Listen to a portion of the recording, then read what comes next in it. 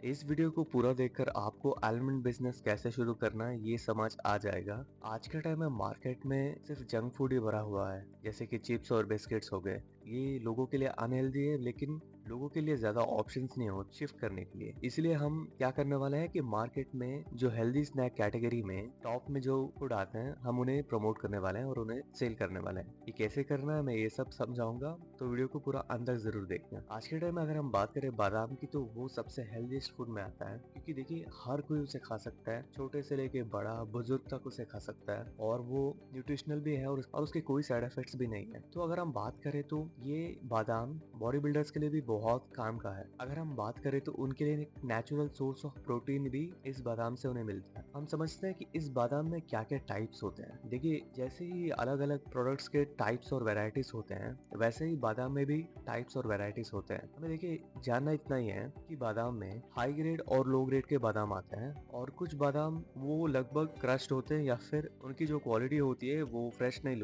दिखती है। एक अच्छा बादाम बिल्कुल क्लीन दिखता है, लेकिन जो बी ग्रेड बादाम होता है वो थोड़ा बहुत क्रश्ड हो चुका होता है। देखिए नॉर्मल बादाम जो फ्रेश होता है उसका रेट फिक्स्ड आता है, और लगभग 700 से 800 के बीच में वो बादाम बिकता है। और अगर हम बात करें तो जो क्रश्ड बादाम होता है इसका रेट बहुत फ्लक्चुएट करता है। तो हमें यहाँ पर एक अपॉर्चुनिटी दिख रही है। देखिए हमें करना क्या है समझते हैं। देखिए अगर हम फ्रेश बादाम की मार्केट की बात करें तो वो ऑलरेडी बहुत ही कॉम्पिटेटिव है। अगर हम बात करें ये जो क्रश्ड बादाम है इसकी मार्केट की अगर हम बात करें तो ये कुछ कॉम्पिटेटिव नहीं है, क्योंकि देखिए हर कोई आकर मार्केट में बेच सकता है क्रश्ड बादाम, और मैं बताऊंगा कि आपको किन्हें इन बादाम को बेचना है। अभी समझ लेते हैं कि इसका जो कैलकुलेशन है वो कैसा है। आज के टाइम में अगर हम बात करें 1 kg बादाम की, तो वो लगभग 700 या 800 पड़ता है फ्रेश केजी बादाम के। तो वही अगर हम बात करें क्रश्ड बादाम की, तो वो लगभग डिपेंड करता है कि आपके सप्लायर पे, लेकिन हमारा जो बाइंग पॉइंट होगा वो लगभग 300 से 400 के बीच में होना चाहिए, और सेलिंग पॉइंट 500 से 600 के बीच में होना चाहिए। क्योंकि देखिए हमारा जो मार्केट है ना, यहाँ पर हमें अपॉर्चुनिटी तो है, लेकिन ये समझना होगा कि अगर हम लोगों को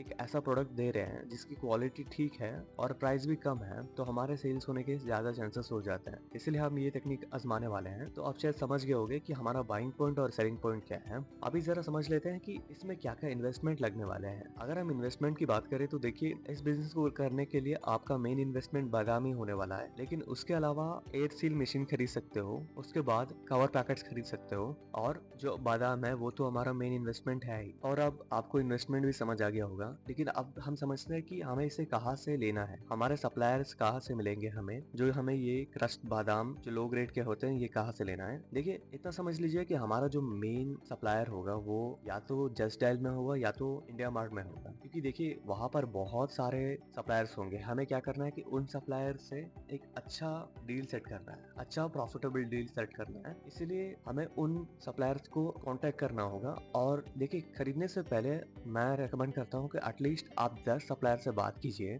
और उन 10 सप्लायर्स का रेट क्या है ये देखिए। ऑलमोस्ट सबका रेट एक ही होता है, बट फिर भी आपको ये ट्राई करना है कि कम प्राइस में अच्छे क्वालिटी का मटेरियल आपको ढूंढना पड़ेगा। इससे होगा है कि आपका जो फ्यूचर कस्टमर होगा वो आपसे सेटिस्फाइड होगा, और अगर हमारा फ्यूचर कस्टमर सेटिस्फाइड है तो हमारे बिजनेस में बहुत मदद मिलने वाली है। तो इसीलिए हमें जो सप्लायर होगा उससे बहुत बड़ा रिलेशन बढ़ाना पड़ेगा इन टर्म्स ऑफ क्वालिटी और प्राइस में भी। तो आप समझ गए होंगे। देखिए सिंपल टेक्निक बताता हूँ कैसे करना है। अभी 10 सप्लायर हैं, 10 सप्लायर को भी आपको कांटेक्ट करना है, रीच आउट करना है, उनका जो मिनिमम ऑर्डर क्वांटिटी है ये जानना है, और उनका प्राइस क्या है, और वो किस क्वालिटी भी दे रहे हैं तो ये जानना है पहले। और उसके बाद हमें ये देखना है कि क्या ये सब हमें एक लॉन्ग टर्म में भी साथ देंगे, क्योंकि जो सप्लायर्स होते हैं उनके पास या तो लिमिटेड स्टॉक होगा, या फिर जो कुछ सप्लायर्स होते हैं उनका खुद का प्रोडक्शन होता है, या फिर वो बस शॉर्ट टर्म के लिए थोड़ा बहुत स्टॉक को सेल कर रहे होते हैं। ये जानना बहुत जरूरी है। स्टार्टिंग में पता नहीं चलेगा, बट आगे जाके आपको पता चल जाएगा। इसीलिए एक काम कीजिए कि जो वेरीफाइड सेलर्स है इन दोनों लिस्ट में आपको ये देख के काम करना पड़ेगा। और जैसे आप इन लोगों को कांटेक्ट करेंगे और प्रोडक्ट लेंगे, तो आपको ये समझना होगा कि देखिए प्रोडक्ट तो आपने ले लिया, और लॉन्ग टर्म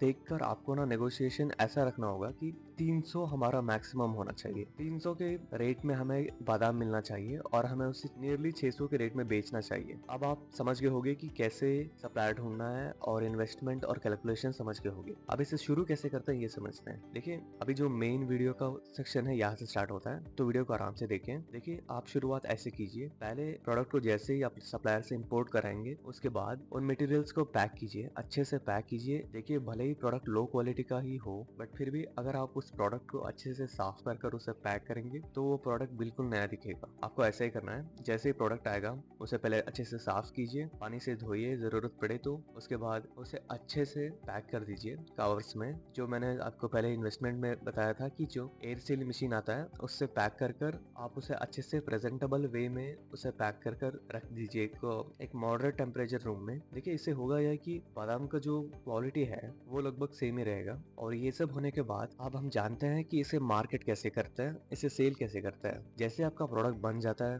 पहले आपको ये ध्यान रखना होगा कि मार्केट में दो तरह के लोग बादाम को खरीदते हैं। एक होता है B2B, दूसरा होता है B2C। आपको यहाँ पे क्या करना है कि आपको B2B में पहले काम शुरू करना होगा। B2C में आपके लिए या तो रीच या कोई ऑडियंस नहीं है तो आपके लिए मुश्किल होगा। अगर आपके पास कोई दुकान है स्पेयर तो आप उसमें अपना बिजनेस कर सकते हैं, लेकिन मेरा प्रेफरेंस ये होगा कि हमें सेल्स की ओर ज्यादा ध्यान देना है। तो हम क्या करेंगे कि जो भी नए में फ्रूट जूस या फिर ग्रोसरी स्टोर्स बनते हैं, आपको उन्हें अप्रोच करना है और आपको अपना प्रोडक्ट सेल करना होगा। देखिए आपको अपना प्रोडक्ट ऐसे सेल करना होगा कि अगर आपने 300 में खरीदा है तो उसे लगभग 600 में बेचने की कोशिश करना होगा। और सीधी बात है, वो खुद एक सेलर होकर वो यही बोलेगा कि मुझे 500 में दो, तो आपको ऐसे नेगोशिएट करके 550 में लॉक करना होगा। इससे होगा ये कि देखिए एक तो आपके लिए कस्टमर तो मिल ही गया और एक तो वो आपका रेगुलर कस्टमर बन जाएगा। अगर प्रोडक्ट बिकने लग गया तो ये कैसे बिकेगा, आपकी पैकेजिंग और आपका प्रोडक्ट की क्वालिटी पे जाएगा। तो ये सब आप समझ गए होगे। तो आप ये समझ गए होगे कि बिजनेस को शुरू से लेकर एंड तक कैसे चलाना है। और आपको ये भी ट्राई करना होगा कि दिन में एटलीस्ट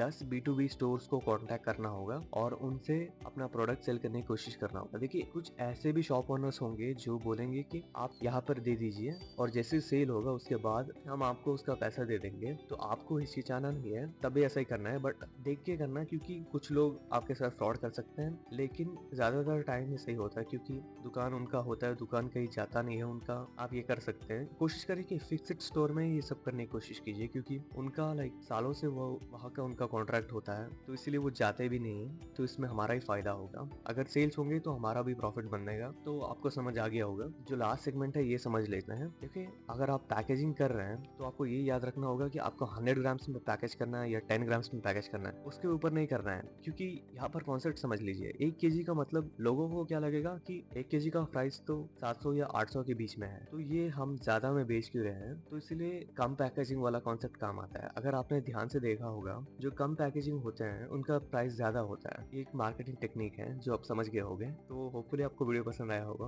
वीडियो में बताने के लिए बहुत कुछ है, लेकिन शायद आप समझ गए होंगे कि बिजनेस कैसे करना है। मैं चाहता हूँ कि एटलीस्ट किसी ने अगर बिजनेस कुछ किया ही नहीं है तो एटलीस्ट वो ट्राई तो करे कि बिजनेस कैसे होता है। तो होपफुली आपको वीडियो पसंद आ गया होगा। और अगर वीडियो पसंद आया है तो वीडियो पे लाइक कर दीजिए और चैनल को सब्सक्राइब कर दीजिए। और मिलते हैं अगली वीडियो में। Thanks for watching, bye.